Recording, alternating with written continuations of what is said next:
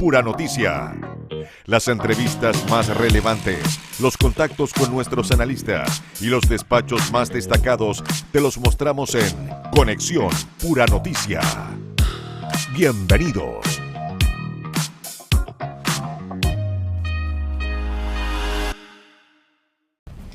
Muy buenas, ¿cómo están? Bienvenidos a Conexión Puranoticia.cl, el espacio que revisa las entrevistas más destacadas de nuestra programación. Mi nombre es Antonia Benítez y saludamos a quienes nos están escuchando ahora en vivo y en directo por la 102.5 FM en el Gran Valparaíso, en la 96.1 en Los Andes y San Felipe y por supuesto también en la comuna de Putzuncaví por la 90.9 FM. Además, saludar a quienes nos están viendo también en vivo por la televisión en el canal 177 de Zapping y por la aplicación móvil de Canal 13 América Vivo. Bueno, y la bancada de diputados del Partido de la Gente anunció que no votará a favor de legislar el proyecto de reconstrucción nacional, como había acordado con el gobierno, por estimar que la iniciativa no incluye sus propuestas en favor de la clase media. Al respecto, el diputado y jefe de la bancada, Juan Marcelo Valenzuela, justificó la postura adoptada por su comité, donde en esa línea el legislador aseguró que como partido tenían toda la disposición para poder avanzar en esta idea de legislar y que siempre han sido claros en que van a representar a la clase media y que este proyecto que se nos presente no los considera en absolutamente nada. Y para abordar más sobre esta problemática estuvo con nosotros el mismo diputado mencionado anteriormente, Juan Marcelo Valenzuela, y también el presidente del PDG, Patricio Kiesbert, quienes fueron enfáticos en señalar que el gobierno no cumplió con lo que habían conversado respectivamente. ¿Qué nos pasó? ¿Por qué se rompe este acuerdo con el gobierno? Porque el gobierno no cumple el acuerdo respecto a lo que veníamos conversando y desarrollando en conjunto con nuestros técnicos. Nosotros habíamos dicho que lo que se buscaba era la devolución del IVA de los pañales y los medicamentos, los pañales con universalidad y los medicamentos iba a partir con una canasta que se estaba dibujando, construyendo y que eso iba a ir creciendo en el tiempo. Y lo que nos entregan es algo demasiado restringido, muy acotado. La verdad que era un bonito trimestral que además no llegaba a la gente que nosotros habíamos puesto sobre la mesa que necesitábamos que llegara. Entonces así es difícil avanzar, Jorge. Ustedes acusaron directamente una falta de empatía en el diseño de la normativa, ¿cierto? En el fondo, ¿no será que habrá un problema de redacción de la norma o definitivamente tú crees que el espíritu del gobierno era no entregar esta devolución de IVA o esta baja de IVA? Porque era difícil también armarla. Me acuerdo que con Franco en algún minuto lo conversamos, cómo se hacía real esta baja en los pañales y medicamentos. Sí, sin duda es una situación compleja, pero para eso ellos tienen un ejército de asesores y personas que están trabajando fuerte en esto que veníamos desarrollando hace más de un mes.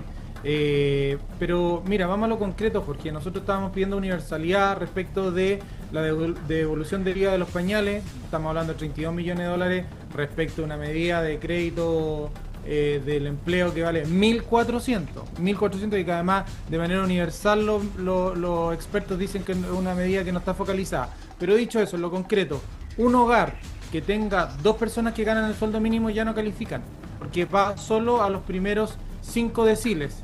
Y para que crezca, para explicar en simple, hogares que lleguen hasta el 1.000.000 de ingresos. Entonces 2 sueldos mínimos ya los superas. Y piensa que un hogar está compuesto en promedio por 3 personas, pero la mayoría uno conoce 4 o 5. Entonces, evidentemente, el monto total del hogar sube, por tanto, no deja de calificar. Y lo otro es que para que se activara y pasaras al 6º decil, que eso es pasar de 1.000.000 a 1.300.000, o sea, 3 personas que ganan el sueldo mínimo en ese hogar, deja de calificar de nuevo, la deuda del país tenía que estar bajo el 30%, y hoy día está en 43,3%.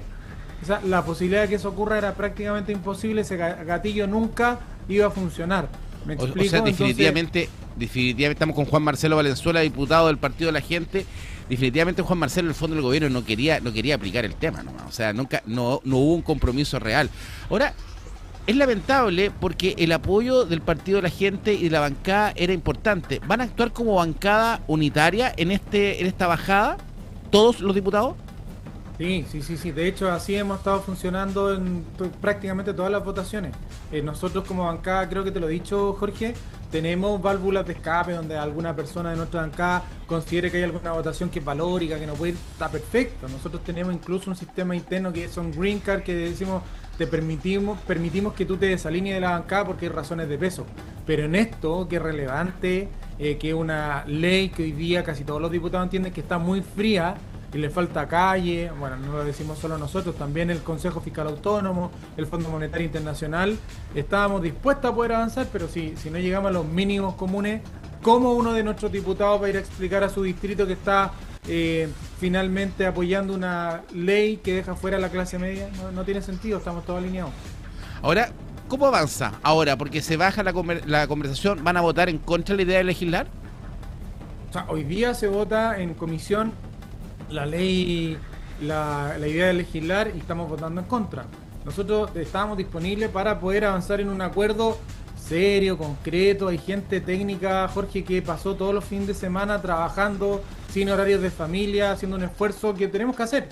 Para eso estamos acá, pero es un trabajo que se bota al tacho, a la basura. Entonces, nosotros creemos que aquí falta, yo diría, tacto político, realidad, porque nosotros estábamos dándole un soporte importante a la idea de legislar. Ya después la discusión medida a medida era otra cosa, ¿no? Y va a ser otra cosa en cualquier escenario. Yo creo que aquí el gobierno se equivoca. Ahora, en el incumplimiento por parte del gobierno, porque el PDG pedía dos cosas, ¿cierto? El tema de la devolución del IVA a medicamentos y pañales, pero también se buscaba mantener el tributo del 12,5% para las pymes. Eso se mantiene, parece que eso sí lo cumple el gobierno, ¿no? Sí, lo que pasa es que están buscando hacerlo en un tercer proyecto. Si entendemos que la ley miscelánea es un proyecto, pañales y medicamentos un segundo, y un tercer proyecto, ¿por qué? Porque cuando hicimos el acuerdo nosotros y salimos con el ministro García Ruminot e hicimos el punto de prensa, tengo entendido que al gobierno le generó un grave problema con Libertario, que ellos querían, digamos, poder impulsar la idea del 12,5. Nosotros hablamos con las pymes, vimos que llegaron a un acuerdo con el gobierno y para nosotros, check. Si a nosotros más no nos interesa figurar, lo que nos interesa es que avancemos, que se logren las medidas. Entonces, si las pymes dicen, nosotros confiamos en el gobierno, que se va a hacer en un proyecto donde nos van a invitar a participar, bien, cero problema con eso. O sea, aquí tiene que ver con el hecho de configurar una medida concreta que le llegue a la clase media, y el proyecto de pañales y medicamentos, tal y cual, como está hoy día presentado, como borrador, no llega. Y eso no lo podemos permitir. Exactamente, estamos con Juan Marcelo Valenzuela, diputado del Partido de la Gente. Bueno, hay que avanzar de una manera ahora para el gobierno bastante compleja. Se pierde la confianza porque ustedes habían tenido, ¿cierto?, un primer encontrón con Quiró, pero te habían llevado muy bien, y García Ruminot, que tú lo nombrabas, y te iba a preguntar, ¿se comunicaron con él? ¿Dice algo García Ruminot? Porque en el fondo pareciera que la respuesta o la redacción sobre el tema del IVA no viene por García Ruminot, viene por parte de Quirós, ¿no? Sí, o sea, finalmente son los técnicos del Ministerio de Hacienda quienes finalmente, y la DIPRES, quienes van configurando y apretando. Por eso yo creo que es importante que el tacto político esté por sobre la mirada muy técnica, que muchas veces le falta calle, muchas veces uno llega a un instrumento precioso, pero que finalmente rasca donde no pica, para hablar en buen chileno. Claro, ¿no? No estamos solucionando el problema que pusimos sobre la mesa. Nosotros dijimos, oye, mira, para explicarlo en simple, Jorge, a la gente que nos está escuchando, oye, mira, ¿sabéis qué? Hay un segmento de la población que lo paga todo, que no le llega ninguna ayuda y ninguna, digamos, amortización respecto de no llegar a fin de mes, que le pegaste un benzinazo al bolsillo. Configuremos algo para que lleguen. Y el técnico, en la virtud de poder ahorrar y que esto finalmente no le golpea al discurso del gobierno, te termina configurando una cosa que no sirve, ¿me entiendes? Pero dice, oye, fiscalmente responsable, está precioso. Sí, pero hombre, no llega a donde nosotros nos comprometimos que iba a llegar. Entonces, claro, ¿de qué sirve todo ese trabajo? Esa mirada, que muchas veces es muy cortoplacista, necesita de gestión política. Yo creo que eso es lo que hoy día faltó. Bueno, y por eso García Ruminot, ¿que te dijo algo? ¿Pudieron hablar con él algo?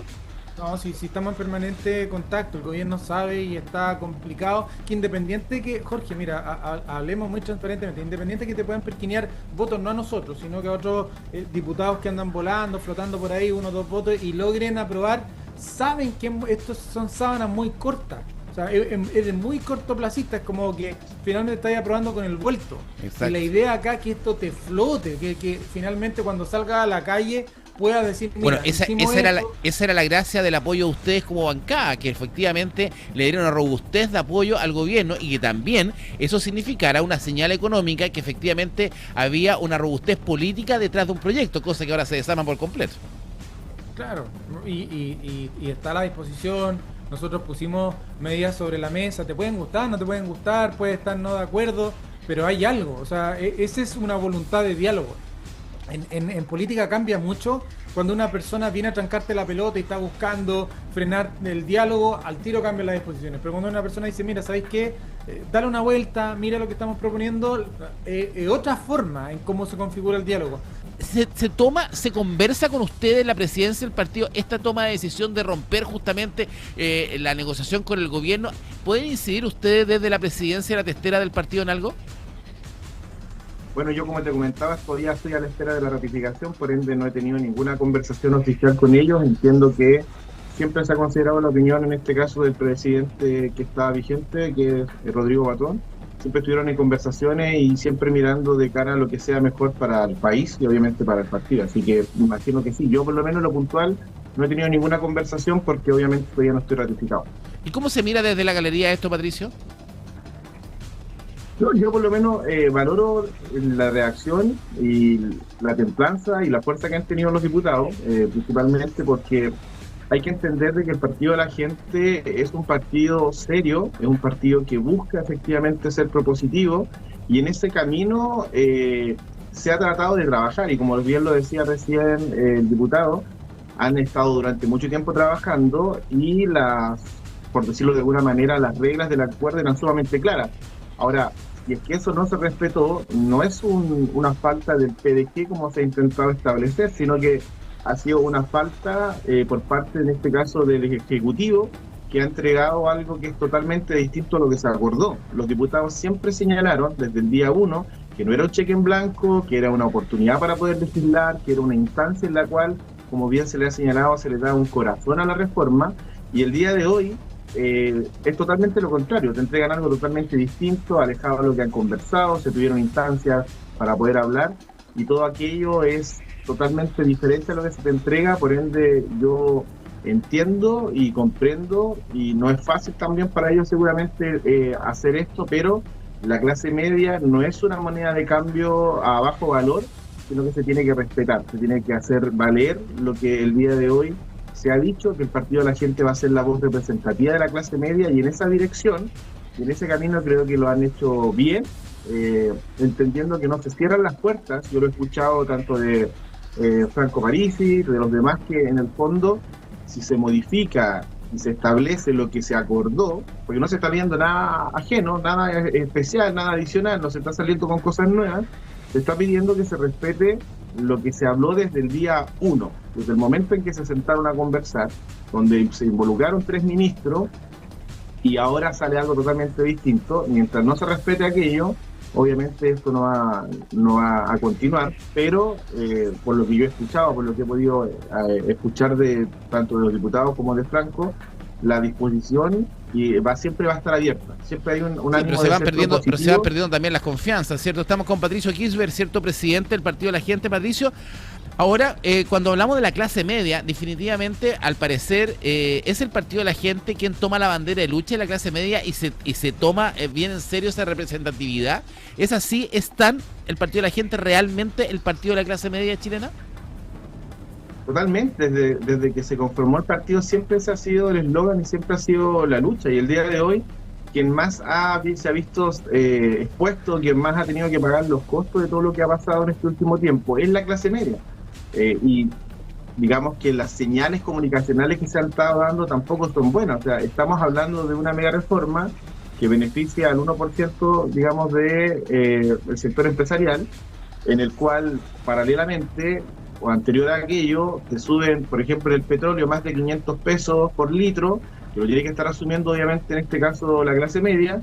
Pues paralelamente te presentan un proyecto de reforma del tema del salario mínimo, en el cual son 7.000 pesos, entonces eso obviamente la ciudadanía no lo ve de buena manera, no lo ve de la mejor digamos, perspectiva, y eso es lo que en el fondo hay que entender, de que hay que saber diferenciar lo que es administrar una organización, una empresa con fines de lucro, y administrar un Estado que en el fondo tiene beneficio social o un costo social.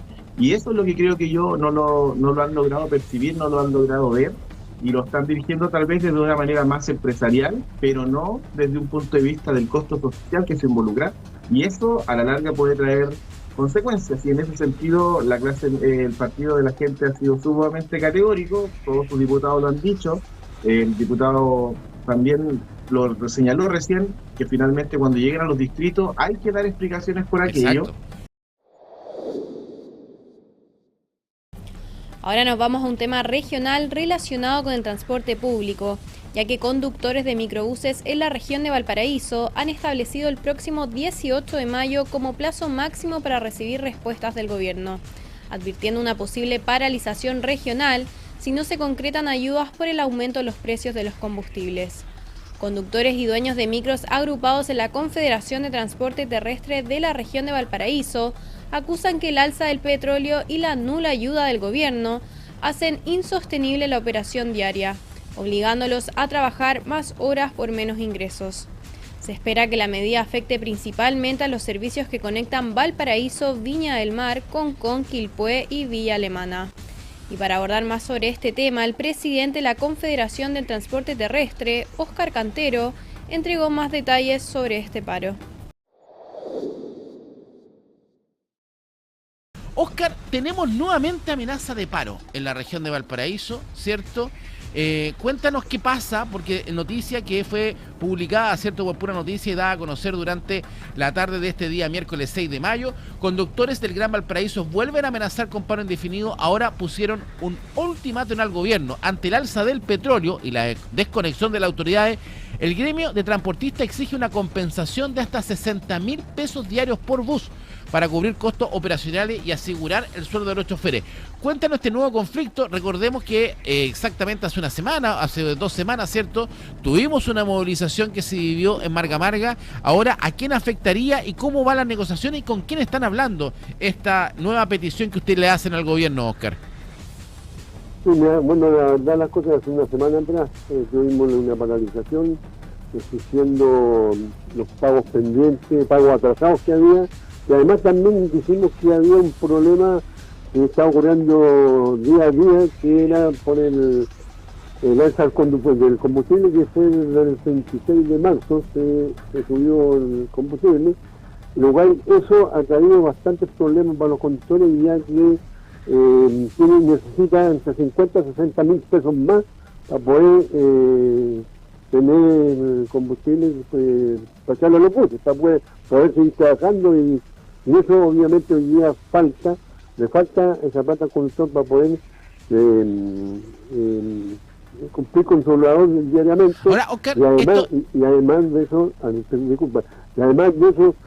no alcanza a sacar su porcentaje de su sueldo que tiene diario. Ese es el grave problema que tiene el conductor. Incluso ya tenemos un problema más grave todavía, que ya no alcanza para pagar sus imposiciones.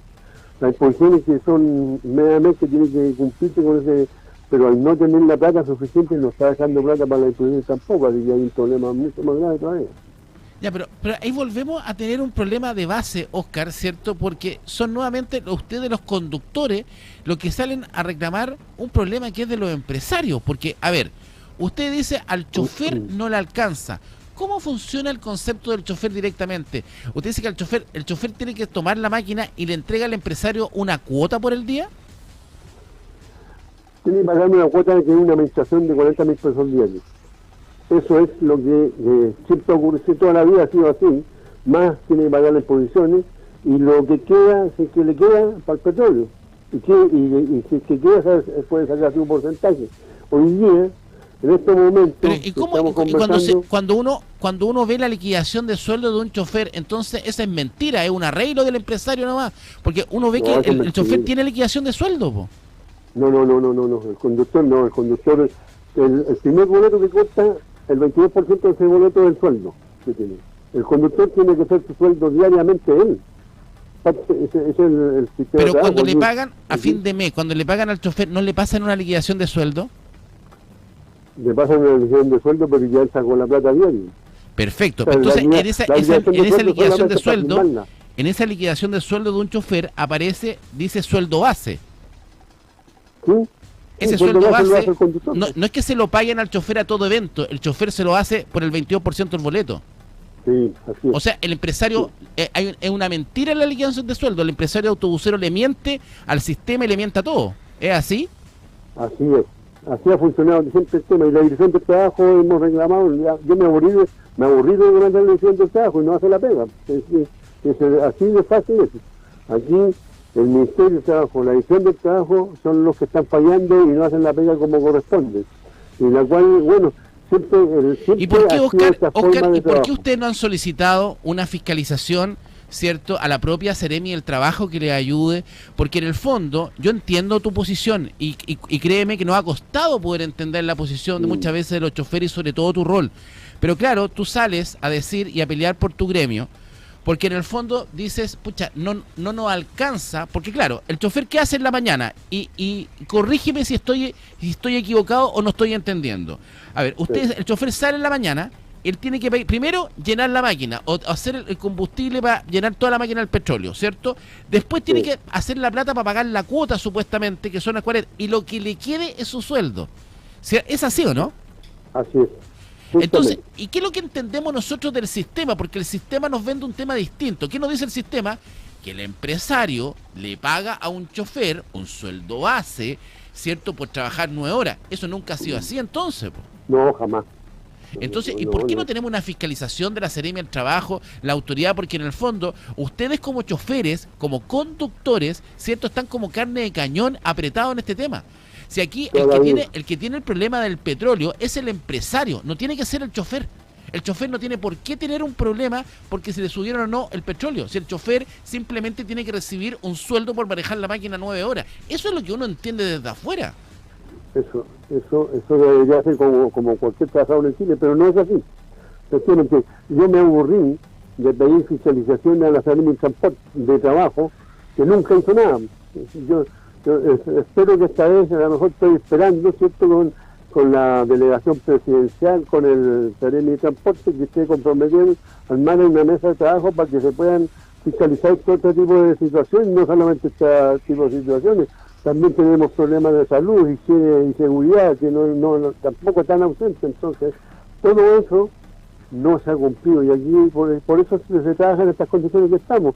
Ahora, yo te digo una cosa, venían los validadores ahora para octubre, resulta que salió una resolución, una notificación de la Dirección del Ministerio de Transporte, que ya no viene ahora en octubre, sino que la cambiamos para mayo del próximo año. O sea, vamos a seguir trabajando en las mismas condiciones. El tema de los validadores, Oscar, lo habíamos conversado, tenemos un problema y acuérdate que en algún minuto lo hablamos y lo dijimos, ¿cierto? Los validadores, que sería la gran esperanza, ¿cierto?, del parque de choferes. A ver, entonces ordenemos esta paralización, porque es importante y quizás, Oscar, acá lo que ustedes pueden conseguir no solamente es decir al gobierno una especie de bono, porque yo creo que aquí el gobierno primero no les va a dar el bono, esa cuestión está clara, ni siquiera le han pagado. La otra parte hay un compromiso de parte de pago que no se ha llegado. Es muy difícil, es muy utópico una especie de bono, sobre todo a lo mismo, porque el bono aquí no debiese ser al empresario, debiese ser a los conductores, pero sí, yo creo que ustedes como choferes, como conductores de la locomoción colectiva, podrían perfectamente aprovechar esta contingencia, que es muy entendible porque no le está alcanzando la plata, para presionar tanto al gobierno, ¿cierto?, como a sus empresarios, para que exista por parte del gobierno y de la Seremi del Trabajo una mayor fiscalización a que el empresario cumpla el contrato, que les pague el sueldo. Si eso es tan simple como eso, que ustedes no pueden estar haciendo la cuota por boleto, si eso ya tiene que parar. Eso es tal cual como tú lo dices, sí, es el medio de la situación, que aquí con el tema del coro electrónico se acaba toda esta situación. Ya en el contorno. Ya, pero vamos a lo concreto, Oscar. ¿Cuándo se concreta este paro? ¿Qué tiene que pasar? Tiene que pasar, ¿cierto?, de que hay un plazo hasta el día 18, si no hay alguna reacción de parte del Ministerio, tal cual como lo hizo con los taxis colectivos, tal cual como lo hizo. Tiene que haber una compensación del partido para que el conductor pueda trabajar tranquilo. Esto está, ¿por qué hasta el 18 de mayo? ¿Por qué le dieron tanto tiempo? 11 días. Si el otro paro lo anunciaron de un día para otro. Porque bueno, eso se dio de acuerdo para que reaccionara.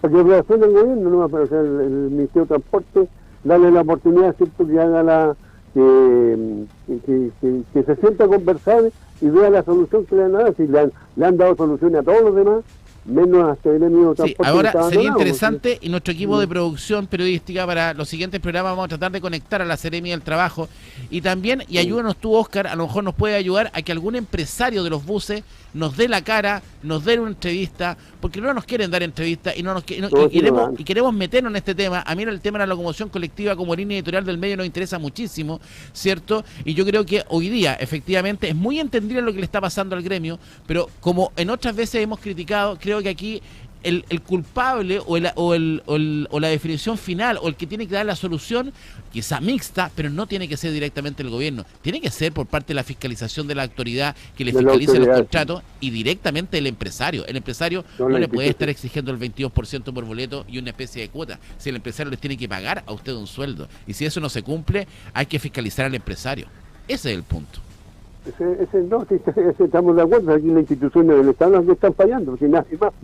Exactamente. En todo sentido. O sea, imagínense que hoy día tenemos menos pasajeros que transportar, o sea, menos plata se hace. Y además nos faltan choferes. Ahora, claro, menos vamos a tener choferes con estas condiciones, pues ese es el punto. Si nos faltan choferes, tenemos micros para en los terminales, Óscar, tú sabes. Prácticamente el 50% de la flota, ayer mismo teníamos problemas de frecuencia en Quilpué y Villa Alemana. Había una frecuencia prácticamente que particularmente no me acuerdo la línea, pero pasa cada 10 minutos y en Quilpué y Alemana teníamos una espera de 30 minutos. Así es, justamente, tal cual. Inclusive hoy día ya tenemos 60 conductores que han ido y ya no quieren seguir trabajando por el tema que está pasando. Y hay 60 máquinas más paradas. Entonces, y así día a día los conductores se están yendo, no quieren trabajar, se buscan otro rumbo, porque ya no se puede seguir trabajando en estas condiciones, presionados. Y además hay empresarios que no son empáticos en el tema y empiezan a presionar a los conductores, no sé, tu porcentaje o el petróleo. Exacto. Y a la final sale pelea y amenazan a los conductores que los van a despedir. Entonces hay un sinfín de situaciones que están pasando hoy día y los conductores ya se aburrieron, ya no quieren seguir trabajando en estas condiciones. O sea, en el fondo, Óscar, el grito desesperado de ayuda que usted hace desde la presidencia de la Confederación de Transporte Terrestre es un grito desesperado para sus choferes, para que el empresario ya córtela de presionar, pues, y que la autoridad haga la pega. Aquí la Seremi del Trabajo, Carolina Sangüesa, que recién asumió. Carolina, le vamos a hacer un llamado directo. Por favor, ayuda a los conductores, fiscaliza a la empresa, que le paguen el sueldo. Es tan simple como eso. No puede ser que un chofer, hoy día, el empresario está tirado para atrás esperando que el chofer le haga la cuota. Y si no hace la cuota, es problema del chofer. No, po. Si el empresario recibe una subvención por la micro, si el empresario, y una subvención que no es menor, Óscar, si es mucha la plata que mismo le deben, ¿o no? Eso se está esperando, que se pague. En eso se está esperando. En eso sí se está adelantando, según el acuerdo que se firmó el martes pasado. Ya se está adelantando, ya se ingresaron los decretos para que paguen la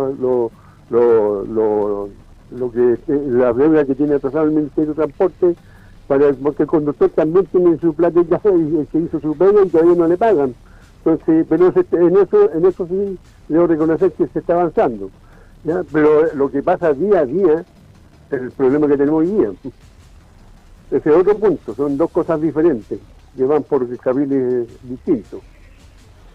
Exactamente. Ya, Óscar, muchas gracias por este contacto. Vamos a estar en sintonía contigo, vamos a estar conectados, vamos a seguir este conflicto de la mano y también vamos a tratar de involucrar, ¿cierto?, la figura de la Seremía del Trabajo y, por supuesto, a los empresarios de los buses, ¿cierto? Ideal sería que Viña Bus, que Sánchez, que algún vocero de la familia Sánchez nos contestara, ¿cierto?, para poder también conocer la versión de ellos. Así que, Óscar, vamos a estar atentos y ojalá que se solucione este conflicto y, claro, esperar que no haya más merma de choferes, ¿cierto?, de lo que ha habido en los últimos días. Así que muchas gracias, Óscar.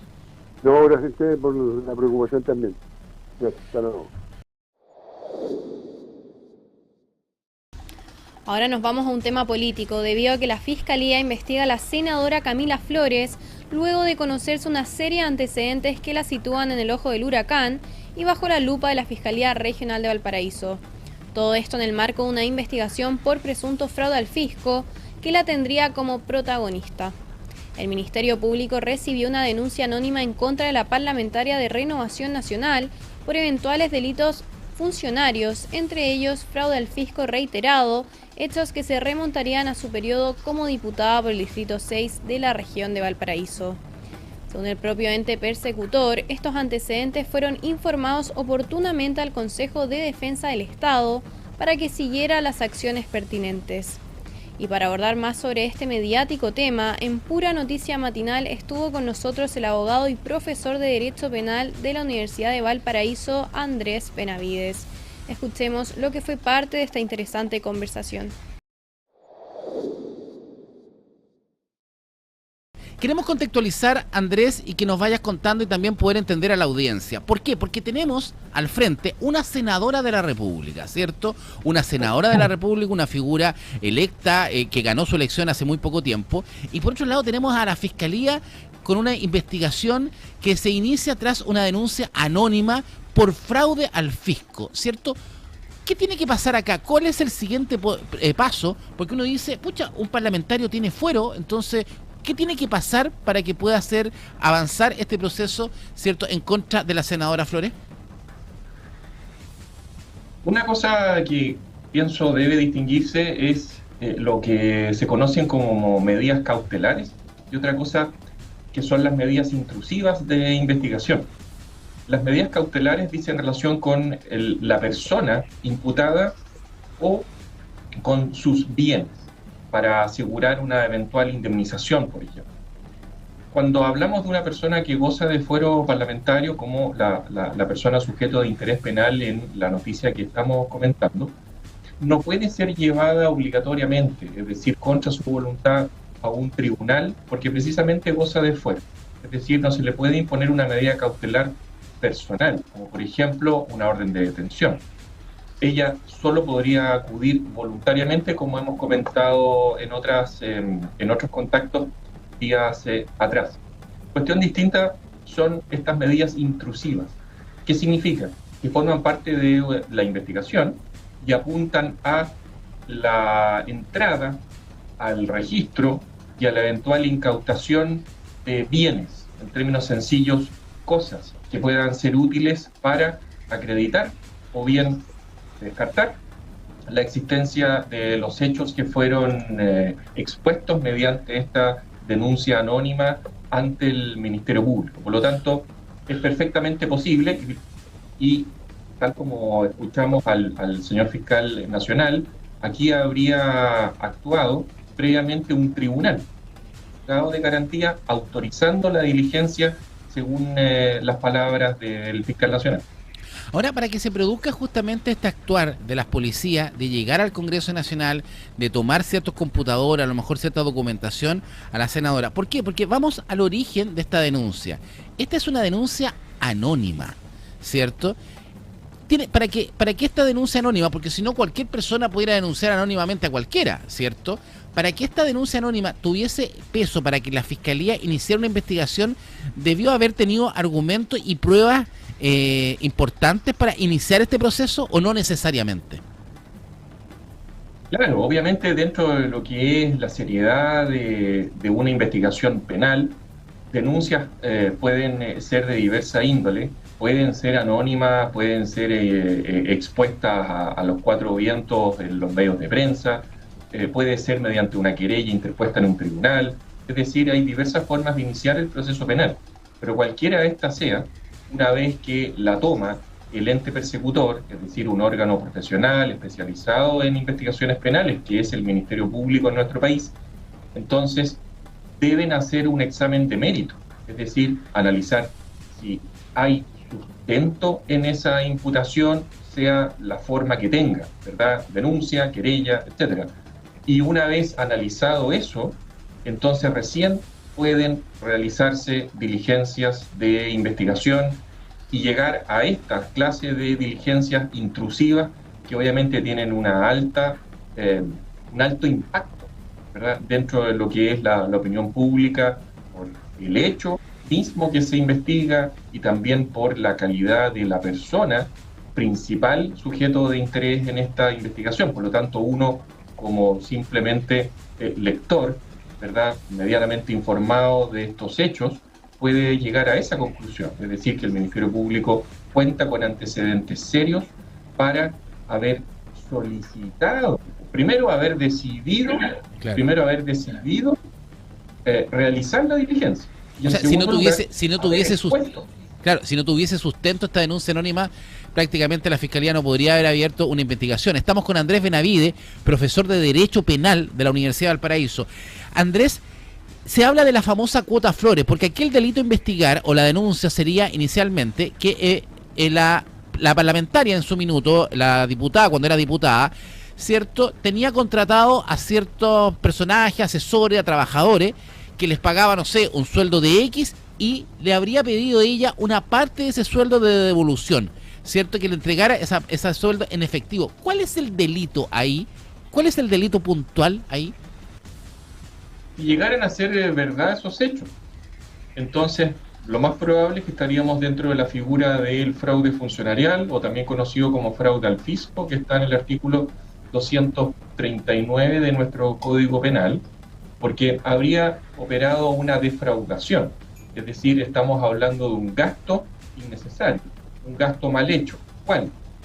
El pago de asesorías dentro de lo que son las cuotas de asignación parlamentaria, ¿verdad?, por servicios inexistentes. Esa es la que entiendo yo la denuncia anónima que se formuló, y es lo que se está investigando. Si llegara a acreditarse aquello, entonces los dardos apuntan a la configuración de ese tipo penal, como ya indiqué, y que forma parte del grupo de delitos de corrupción pública, de delitos contra la administración pública, como se denominan en derecho penal. Ahora, cuando uno dice, se llega a demostrar, tú lo dices muy claro, Andrés, ¿cierto?, se tiene que demostrar el delito. Ahora, cuando estas transacciones, si se hubiesen hecho, digamos, si existieran en verdad, a lo mejor se hicieron en dinero efectivo y a lo mejor la plata nunca llegó a una cuenta. ¿Cómo se prueba ese hecho? Porque es la palabra de uno contra el otro, ¿no? Bueno, si uno solamente se queda en ese plano, ¿verdad?, de que es la palabra de uno contra otro, evidentemente que es más difícil derrumbar este estado jurídico de inocencia que nos asiste a todos mientras no se dicte una sentencia condenatoria y esta esté ejecutoriada, esté firme. Pero recordemos que en el ámbito penal existe lo que se denomina el principio de libertad probatoria. Es decir, tú puedes acreditar un hecho, y esto le sirve tanto a la parte que imputa, ¿verdad?, a la parte persecutora, que por el momento es el Ministerio Público, y al parecer se sumaría el Consejo de Defensa del Estado, y le sirve también a la defensa, esta libertad probatoria. Yo puedo aportar cualquier antecedente, ya sea de cargo o de descargo, para acreditar mi teoría del caso, mi versión de los hechos, con una sola restricción, y es que no vulnere derechos y garantías fundamentales.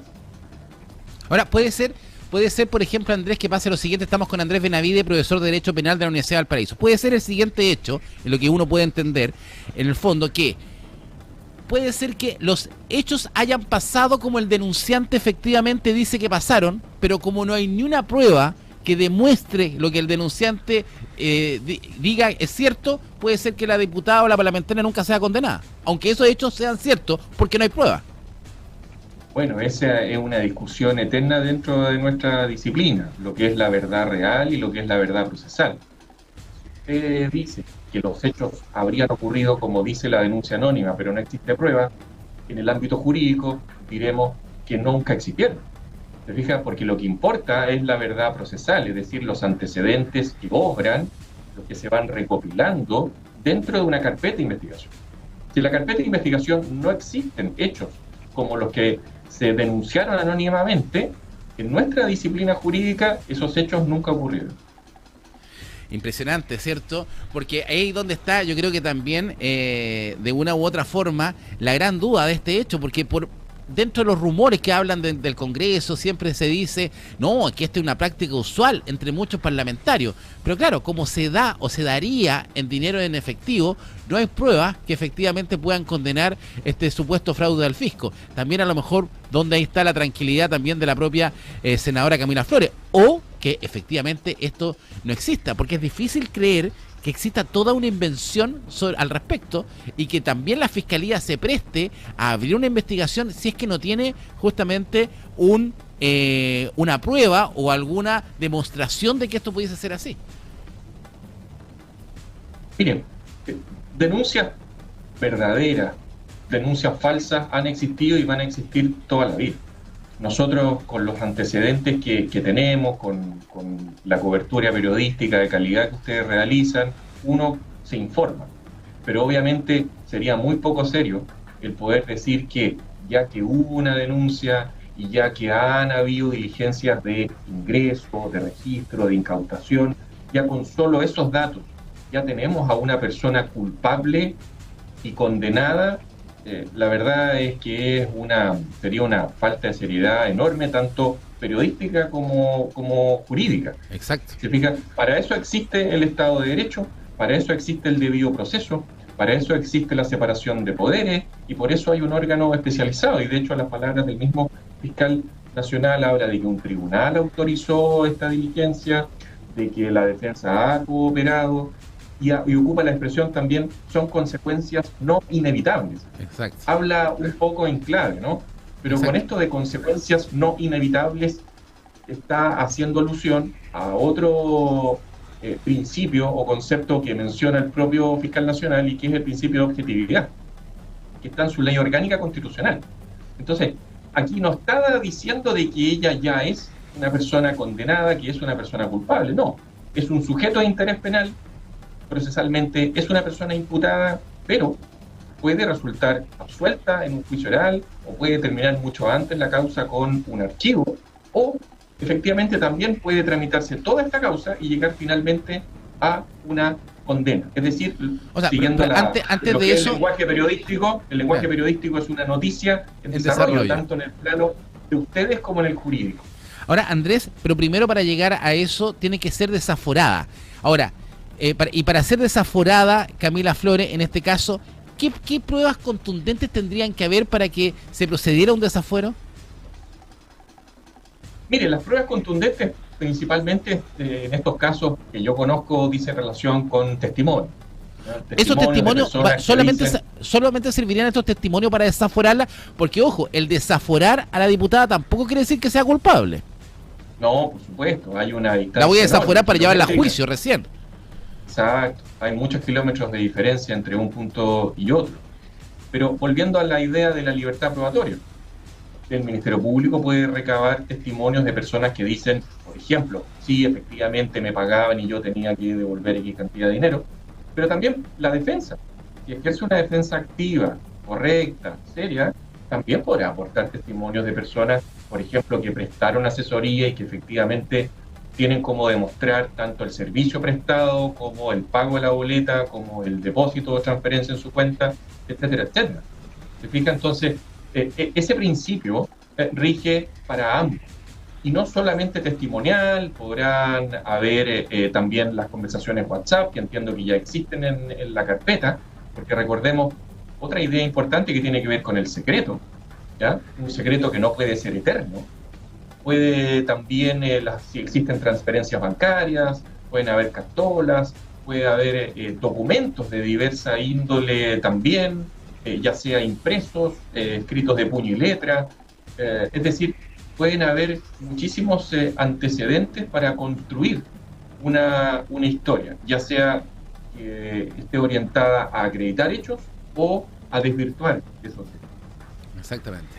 Andrés Benavides, profesor de Derecho Penal de la Universidad de Valparaíso, muchas gracias por este contacto, nos contextualiza, nos mete, ¿cierto?, en esta verdadera noticia en desarrollo, como tú bien la has interpretado, y también aprovechamos de saber un poquito más de lo que pasa, y no necesariamente si la senadora es desaforada, es culpable, y hoy día es una investigación, y quizás si las pruebas nunca aparecen, aquí nada pasó y la causa queda archivada. Muchas gracias, Andrea. A ustedes, los felicito por el trabajo que desarrollan. Muy buen día. Los reproches al segundo piso de La Moneda, el equipo de asesores directos del presidente, se han concentrado en la gestión de crisis, el estilo de comunicación y la alta influencia política de sus miembros en la toma de decisiones. Es por esto que el diputado regionalista Verde Social, Jaime Mulet, habló específicamente del polémico comportamiento del ministro de Vivienda y Urbanismo, Iván Poduje, además de la gestión del senador y presidente del Partido Republicano, Arturo Esquella. Los invito a escuchar esta conversación del diputado con Jorge Antonio Vega, acá en Pura Noticia Matinal. Jaime, definitivamente nosotros colocábamos a Iván Poduje en un estilo muy técnico y teníamos muchas expectativas de él cuando asumió la cartera de vivienda. Pero el estilo con el cual se ha manejado, tú que llevas mucho tiempo en política, no lo habíamos conocido de un ministro hace mucho tiempo. No teníamos un ministro de estas características. ¿Te acuerdas tú de algún ministro que podría compararse con Poduje en su actuar? A ver, uno que llamó a comerse las vacas a los agricultores hace muchos años atrás, no recuerdo, creo que fue en el gobierno de Pinochet, el otro que llamó a comprar flores. A veces, pero eran episodios, como que Poduje tiene una constante en la relación con la gente y genera muchos conflictos. Ahora, yo espero que corrija. Entiendo que se reunió con el presidente de la República, él hizo una especie de tenue mea culpa y dijo que iba a hacer un esfuerzo por no generar ese nivel de conflictos que genera. Ahora, el nivel de conflicto del ministro Poduje, ¿será un estilo comunicacional? ¿Le nace? ¿Será una estrategia? Porque en el fondo, él lo que va haciendo en diferentes partes del país, ¿cierto?, es ir ganando antagonistas. En el caso de Viña del Mar, Valparaíso, Viña del Mar, ¿cierto?, la reconstrucción quiere demoler. Lo mismo está proponiendo en el sur del país. Luego, el tema de los humedales, más al sur todavía. Después, la respuesta que le da justamente al presidente de la democracia cristiana. ¿Le van haciendo o es una estrategia? ¿Qué crees tú? A ver, yo no sé, pero yo creo que para el cargo que él representa hoy día y la función que tiene como ministro de Estado, no es lo mismo que ser panelista en Sin Filtro, te fijas tú, o estar en una campaña donde tú te puedes desplegar, ¿cierto? Y te representas a ti mismo y las opciones que tú das, sobre todo porque él es una persona independiente. Pero hoy día él es la cara visible de José Antonio Kast y de su gobierno en un área tan delicada como la vivienda, donde él es experto, donde él conoce muy bien el tema. A mí, desde el punto de vista técnico, me gusta mucho Poduje porque la verdad es que demuestra un conocimiento profundo, muy interesante, pero en la manera de relacionarse con el aparato del Estado, parlamentarios, alcaldes, en fin, genera mucha controversia. Y eso en política es complejo. Ahora, ¿es una decisión de él, de su personalidad? Yo no lo conozco, la verdad.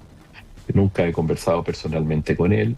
Pero genera mucha controversia. Lo que sí sé es que eso en política genera dificultades en el futuro. Eso no es gratis, ¿ah? De alguna manera, cuando tú ofendes, cuando tú le faltas el respeto a autoridades que en el fondo uno muchas veces se molesta porque la autoridad representa, tiene ciudadanía detrás. Por ejemplo, el presidente de la democracia cristiana, el otro día tuvo con él también una confrontación en Concepción. Es diputado, fue alcalde de Concepción, preside la democracia cristiana y obviamente un maltrato, además público. A veces uno puede tener reuniones duras en privado, obviamente genera situaciones que después tienen rebote. Esto no es simple. Entonces creo que eso evidencia una fórmula donde él, creo yo, que tiene que aprender rápidamente, porque si no va a generar y va a seguir generando controversias que creo que pueden terminar con él fuera del gabinete.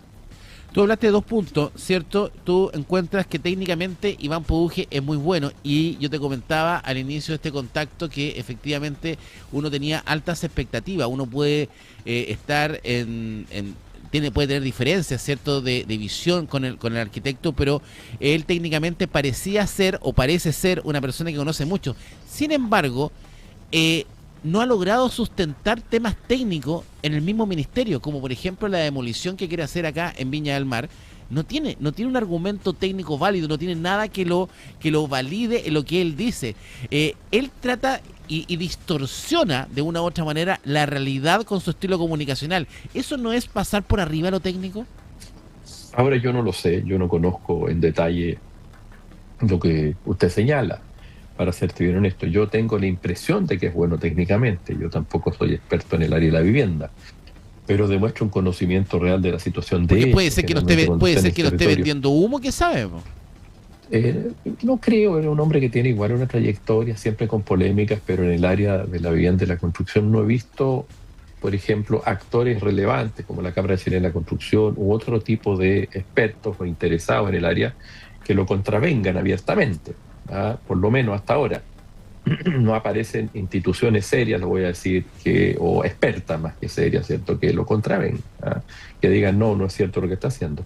Entonces tiendo a pensar que es un experto, pero acá las buenas relaciones, la normalidad de las relaciones, bueno, no se trata de tener buenas relaciones y andar siendo el amigo con la oposición o con las personas, se trata de respetar a las personas y su dignidad. Y cuando tú no le faltas el respeto a las personas, obviamente vas generando controversias que en nada ayudan a la función pública. Por eso que yo dije, esto no es Argentina. En Argentina uno ve, y se agarran, se insultan, el propio presidente, en fin, llenos de groserías que son para nosotros groserías, no sé, en Argentina. Pero es muy desagradable esa lógica, te fijas, de insultos recíprocos. En fin, pero bueno, yo dije, ahora, Chile no es Argentina. En Chile los tratos se respetan y las autoridades se respetan. Claro. Produje a nosotros mismos, el ministro nos ha tratado como medio de muy mala forma, medio corrupto, no sé qué otras palabras utilizó, él viene al estilo sin filtro. Ahora, lo que a mí me llama la atención es que a pesar de todo aquello, a pesar de lo que nosotros estamos mirando políticamente, del sentido común que uno tiene cuando mira este tipo de actuaciones, la barra brava, la adhesión de la gente suma. Como que a la gente le gusta estos tipos medio sin filtro, ¿cierto? Porque la adhesión suma, tiene una barra brava muy fuerte. El propio Kaiser, quizás muy al estilo de su partido, decía, a mí me encanta el estilo Produje, y parece que la gente también lo premia en las encuestas, po.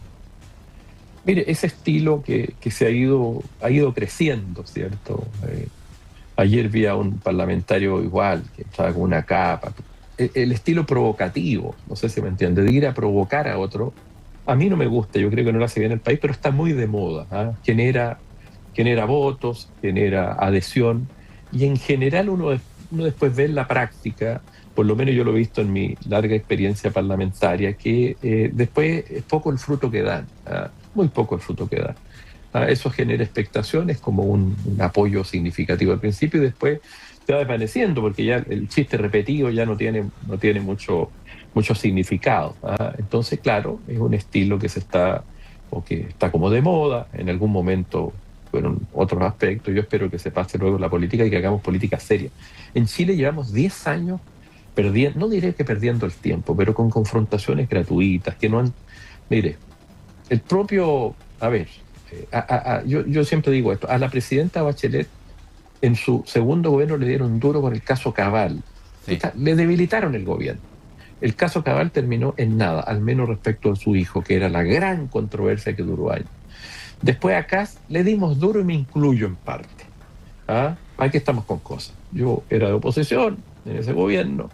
Ahora no fui yo nunca tan duro, pero después tuvimos, el mismo Kast le pegaba durísimo a Piñera. Y hoy día tiene al piñerismo metido adentro de su gobierno. La chilena cobarde, la derecha cobarde. La derechita cobarde. Entonces se fija, y después los republicanos le sacaron la mugre a Boris desde que entró. Y ahora, bueno, el Frente Amplio y el PC le están sacando la mugre acá antes que asumiera. Se fija, entonces esa política no nos lleva a ninguna parte. Y las actitudes de por medio dos reformas constituyentes o dos procesos constituyentes, uno cargado por la izquierda, el pueblo lo rechazó, otro cargado por la derecha, el pueblo lo rechazó. Entonces yo creo que ya está bueno. Por eso yo hablo de oposición constructiva y creo que el gobierno tiene al menos que cuidar las formas si es que quiere ir generando adhesión, y más que adhesión, buena voluntad para trabajar, para revisar sus proyectos, para generar acuerdos. Si no, va a ser confrontación tras confrontación, y por lo menos yo no estoy en eso. Y creo que lo de Produje en ese sentido no colabora. Ahora, pero yo creo que es un hombre inteligente y espero que cambie. Y la actitud, por ejemplo, de Esquella, tú hablas del tema de la forma de ir construyendo, pero, por ejemplo, tenemos dos estilos distintos en gabinete. Tenemos por una parte a Produje, y tenemos a García Ruminot, que es otro estilo. García Ruminot me da la impresión que debe ser más tu estilo, Jaime, ¿cierto? Pero claro, también y tenemos, Claudio parece, Alvarado también. y parece que tenemos dos republicanos distintos, porque está el estilo Esquella, ¿cierto? Que hace una crítica bastante dura al manejo del segundo piso, y por otro lado tenemos el segundo piso. ¿Son estilos distintos? ¿Cuáles prefieres tú, por ejemplo, en uno u otro lado? Mire, depende, pero a mí me gusta las posturas constructivas. En Chile nos conocemos todos en general, o nos vamos conociendo los que tenemos funciones importantes en el Parlamento, en el Ejecutivo, en los municipios, y yo en eso creo que hay que ser constructivo, ¿ah? Y cada uno asumir su propia responsabilidad. El segundo piso es otra cosa, ¿ah? El segundo piso es una complicación adicional, porque hoy día lo que sucede cuando hace la crítica Esquella, que me pareció muy válida, un hombre de gobierno, o sea, del partido del presidente, que hace la crítica. ¿Por qué? Porque el segundo piso es un órgano asesor del presidente, pero no tienen responsabilidad política ni tienen responsabilidad administrativa, son funcionarios honorarios, asesores del presidente, muy bien, pero no pueden mandar a los ministros, porque si no, los ministros se transforman en títeres de un señor que no tiene responsabilidad ni política ni administrativa y que está moviendo y diciendo lo que tienen que hacer. El gobierno y el gabinete tienen una lógica que está en la Constitución, tienen responsabilidad. El segundo piso se le pasa la mano, se está pasando a tercer piso o a cielo ya, hacia arriba.